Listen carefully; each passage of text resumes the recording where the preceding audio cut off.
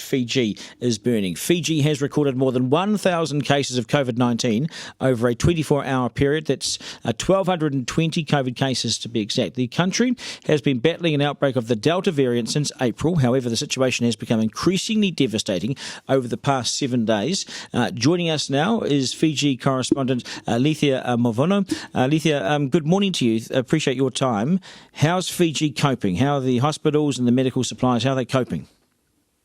Kia ora and Yandra and Bulavinaka to you. Not very well, unfortunately. Things are going from bad to worse here in Fiji. We've had 9,468 cases in the last 2 weeks alone. That's in the entire month of July. We've managed to double the cases from the rest of the pandemic. We've also managed to double our death toll from the rest of the pandemic in these last 2 weeks. So July is looking to be a really horrible month. We have had an influx of new AUSMAT and NZMAT medics to come and support the surge planning or the worst case scenario planning for our medical authorities. But things are pretty bad here, unfortunately. Yes, so the hospitals must be chocker. Are people getting the medical care? I mean, are people with COVID getting into hospital and getting care, or are they being turned away?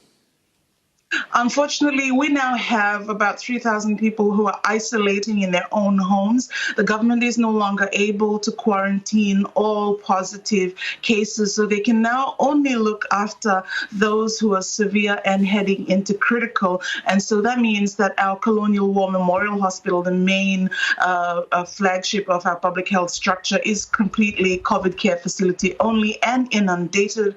And so a lot of non-COVID critical care has been distributed outside of that hospital to facilities, some medical, some not, even a ship where maternity surgical procedures have been conducted. We've had 2 of our major sporting arenas converted into severe care facilities, and we've had other community event venues now basically makeshift hospitals looking after people who are symptomatic. Is 1,200 the peak? What are the experts saying about whether it's peaked or not? Because it's crucial to hit to the peak and then come down the other side, but for the people not to get complacent as you come down. Have you peaked yet?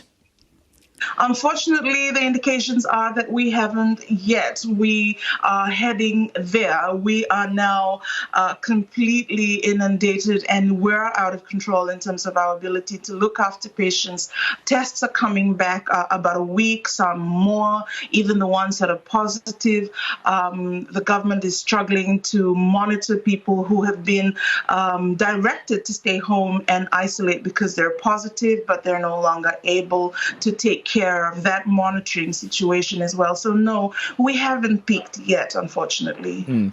We appreciate your time on the program this morning. All the very best to you and your country. We do hope that a speedy recovery is on its way. Fiji correspondent Lice Movono.